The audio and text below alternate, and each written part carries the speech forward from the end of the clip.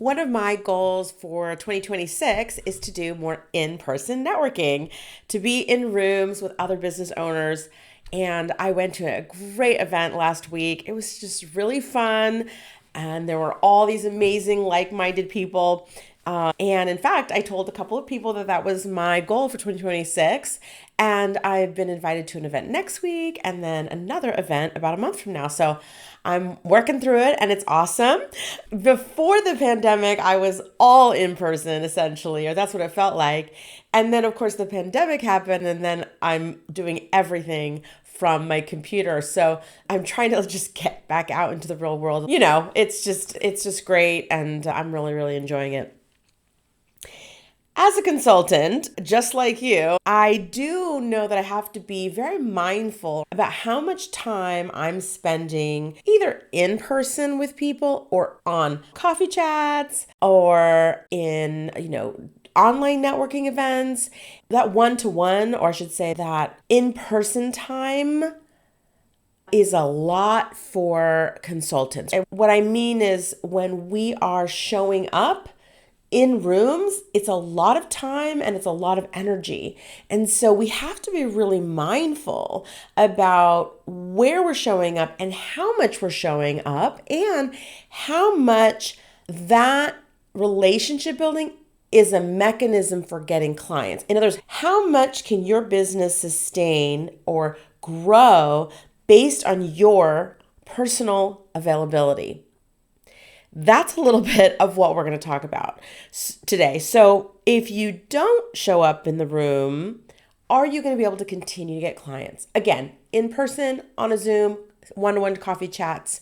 How much does your business, this is a question you can ask yourself, relies on you showing up? And, I think for most consultants, we start our businesses through our relationships. We tap into our past clients, our past colleagues, business friends, family sometimes. And this is just the normal launch of any consulting business. But what happens is when you continue down that path, at some point, you might find that building those personal relationships, and I don't mean personal, but relationships, can end up being a barrier to growth in your business. You may not at some point have set up a system whereby your business is generating leads and clients without you, quote unquote, in the room. And it's really important to look at the business and say, okay, I have built something very successful. I have built this business on my relationships, on my ability to show up, impress people, talk about what I do. My messaging is amazing, but now I want more revenue or I want more predictable revenue.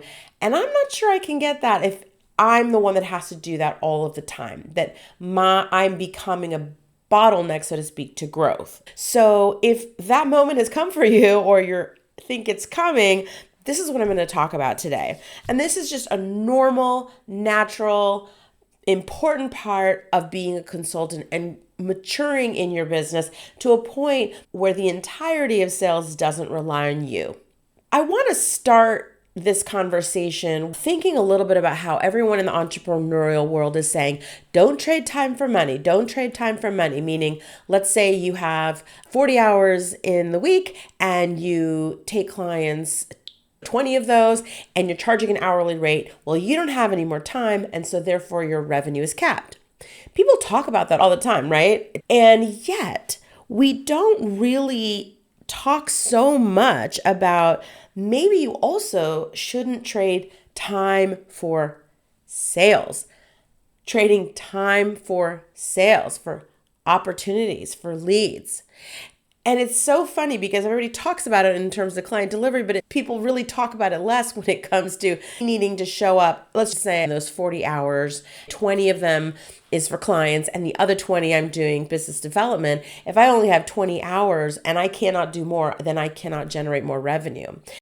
And so I invite you to think a little bit differently about how much you realistically can rely on your time in order to generate new leads and clients. And the first one is just, I want to give you some signs that your time being in the room is capping your growth. And then number 3, I'm going to talk about how do we remove ourselves from that bottleneck to more predictable revenue. Welcome to the Sales by You podcast, where I talk about all things sales, mindset, LinkedIn, and how to build a lead to client sales process that works for you. I'm your host, Celina Guerrero, sales and LinkedIn coach. I help consultants and service providers attract high-quality leads that become their best clients. If you're responsible for signing clients in your business and are ready to feel more confident and knowledgeable so you can reach your biggest revenue goals, then this is the show for you. So let's get into number 1, signs that you're the bottleneck. Here we go. If your revenue is directly tied to how many calls, how many events you've recently attended, that is a sign that you are the bottleneck in more sales for your business. And like when you go on vacation or you get ill or you have to take time to take care of a family member, right? If that is impacting your ability to generate clients predictably, then that's a sign that you are the bottleneck, okay? Another sign might be that most of your clients come from somebody you know rather than a repeatable channel, okay? Another sign is you find yourself thinking, I just need to meet more people as a growth strategy, okay? So just meeting more people is not going to be a scalable growth strategy, okay? And I don't mean scale like, high volume, but just to say, if your calendar is your sales system, that is a sign that you are the bottleneck in your business to more sales, okay?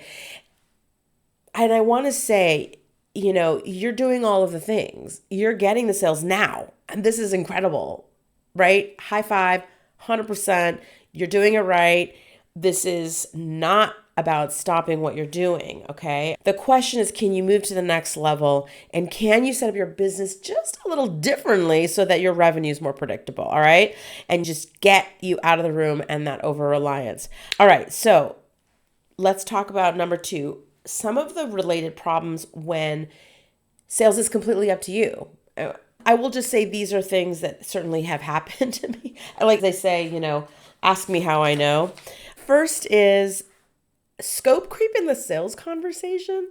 So most of my clients are full sales cycle clients. What that means is they do the lead gen, they do the nurturing, they do the closing, okay? As opposed to just helping them exclusively with lead gen or exclusively with sales conversations, okay? And when I think about this term full sales cycle, I apply my own framework called ALEC, ALEC, okay? And that stands for awareness, learning, engagement, and conversion. When you are the only one moving people through each of those stages, what can happen is you start liking that person starts liking you. And then they might say, oh, well, do you think you could do this? Or do you think you could do that? And you're like, sure, I can do that. And sure, we can do this. And before you know it, you've just gotten a little soft in terms of how you're going to deliver for this potential client. I'm not saying you're doing that. I'm saying I've done it. And I think that it's important not to get so casual that you're making concession. If you're the only one involved in this, it can get kind of loose and it can become personal in a way where you're trying to accommodate that relationship, and it's not going to serve you in the longer term. The second thing is that you can end up basically training your clients to rely on you personally, meaning they see you as the person, the source of their success.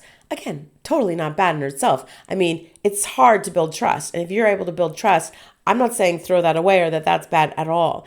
But we do have to make sure that in your business, you, the consultant, are not the product, okay? Your process is the product. The other thing I find, especially with referrals, if you do get referrals, love them, send them my way, please. But certainly, sometimes with referrals, if somebody sends me a referral, all of us can feel a little bit emotionally indebted to that referral. It's not like we don't want the work, but sometimes we feel like a little bit of obligation. And in the cases that the referral isn't exactly the right fit, it can cause problems. So we just need to make sure that we're creating boundaries. And, all of these problem kind of share the same root. Sales is running entirely through your personal presence without systems to support it. Okay, so let's talk about how to build those systems. Part 3, how do you remove yourself from the bottleneck? Number 1, this is literally like get out a pencil. Number 1, you're going to need to capture and document everything that you're already doing. And you're doing it with success. Okay, I'm right there with you. But you now need to write everything down. And at that point, you're going to do 2 things. Number 1, you're going to kind of what I might call subtract, okay? You're going to clean it up. You're going to get rid of the noise and the redundancies and the decision making that slows you down. You're going to be reducing friction in everything you're doing in your sales process. So first we're going to kind of subtract. And in some cases, we're going to subtract things from your plate potentially onto a delegated team member's plate. Okay. Then you're going to add. Okay. And what you're going to add is you're going to figure out, how do I get clients when I'm not there one-on-one with somebody? So we're going to add some things in there. And I'm just going to give a few examples. Maybe we're going to add an activation system. So you might have this great network, but you can't reach every single one of them one-on-one. You can't be in the room to meet all of them. And so figuring out a way to activate those relationships when you're not in the room is really great. It also could be on the content marketing side. Even if you're already, let's say, posting on LinkedIn, for example, you might want to add in a conversion event like a webinar or a masterclass. And that way you're still present, let's say, on that masterclass, but now instead of it being one-to-one, it's one-to-many. Let's say you have 25 attendees or 100 attendees. Okay. Another example might be making sure you're maximizing your relationship with your successful clients to either get them to hire you again or to write testimonials or to refer you. Okay. You're using everything that you've already generated in your business, but you're not having to put in that one-to-one personalized effort anymore. Okay. Or as much, I should say. So if you have gotten to this place where you're doing all of the work and you want more predictable revenue, you're just going to have to change some things. So again, you're going to document, you're going to subtract some stuff, and then you're going to add some stuff. And that can get you to a new level. What I do with my clients is I do an audit in each of those 4 phases that I mentioned, the ALEC, A-L-E-C, awareness, learning, engagement, and conversion. And I can take an assessment of what's happening in each of those phases, and then we can kind of figure out what we want to subtract and what we want to add in each of those. And that's how I work. And you can do the same, or you're welcome to reach out to me and we can have a conversation about that. All right, we talked about signs where you're the bottleneck. If your revenue's tied directly to your calendar, I think that's the most important sign. We talked about related problems, scope creep, clients buying you instead of the process, and so on. And then we also talked about some of the levers to pull, making sure that you have systems essentially that are working like to maximize, or to like, I think there's that book 10X, like how do we take you and 10X you in these different areas to get that lead flow and to nurturing and to converting without you having to be there every single minute. If you're listening to this and you really aren't sure what to do, which lever, what makes the most sense, schedule a call with me. I will do an assessment of your ALEC stages and give you some very specific things that you can do differently right away to make a difference. Your business, your situation. You can send me a DM. You can email me. If you are not already on the Connect newsletter, definitely sign up for that. Go to connectandco.co/newsletter. And that way you can keep up with all of the ideas, advice, and thinking around consultants and how they can create more stability in their business, less burnout, right? Going to those events is going to take a toll, and really just create more predictable revenue in the business through these systems that can really take your business to this next natural step, and one that's going to keep you in business for longer. Thank you so much for listening. I will see you next time. Bye. Thank you for listening to this episode of the Sales by You podcast. If you heard something in this episode that made you think someone you know would really find that helpful, send them a link to this podcast episode. If you want to learn another aspect of improving your sales, subscribe to this podcast so you can catch the next episode of Sales by You. Lastly, thank you for giving this podcast a review. What you think matters. See you next time.